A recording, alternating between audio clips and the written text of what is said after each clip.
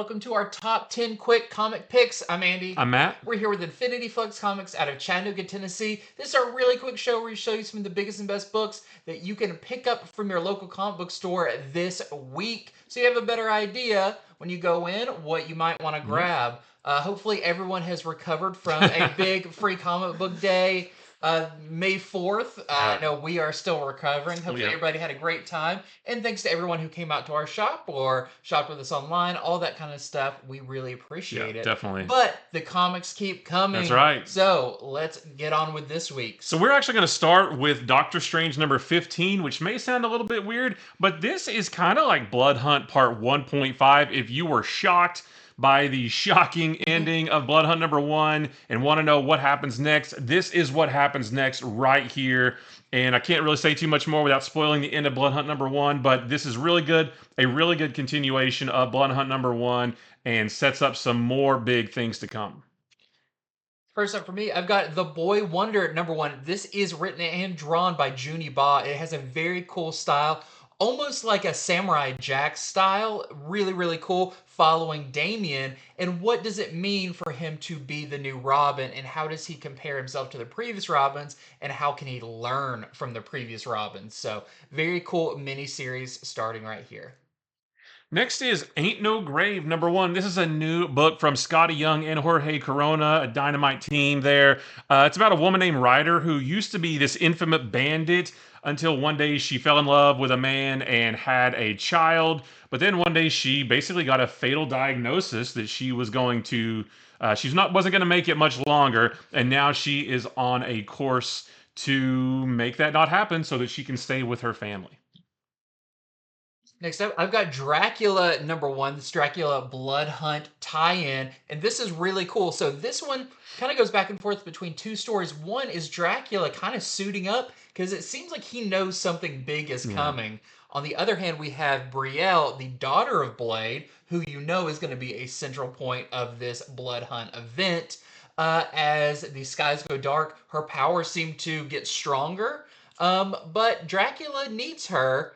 It might be a team up that you've never seen before. Very cool, very action-packed first issue. Next is Deadpool number 2. It's crazy how I'm enjoying this book when I'm not really a big Deadpool fan, but in this one, Deadpool kind of starts his own business where he is essentially a merc / bodyguard for hire. He even has an app where people could submit job requests. He brings Taskmaster on board to work with him, and they get their first job protecting this influencer guy at a streamer convention. But they're going to have to get to work pretty quick when somebody comes busting in trying to take him out. Next up for me, we've got our second issue of Geiger's ongoing series, so Geiger number 2. This is really fun. This hopefully is setting up a format for this of Geiger and his new knight partner traveling across when they get to a town where there may be information about how Geiger could be cured of his affliction, but before they'll give him help, he's got to help them get rid of a bandit that's been terrorizing the town. It is a fantastic second issue that continues the amazing unnamed universe. Next is Strange Academy Blood Hunt number 1, and this feels like it's pretty important to the Blood Hunt story as well. The Strange Academy kids get word that, or they hear about the plan that Doctor Strange and Dr. Voodoo and Clea want to carry out to take care of the vampire problem. It involves the Darkhold, and they take it upon themselves to go try to get the Darkhold themselves.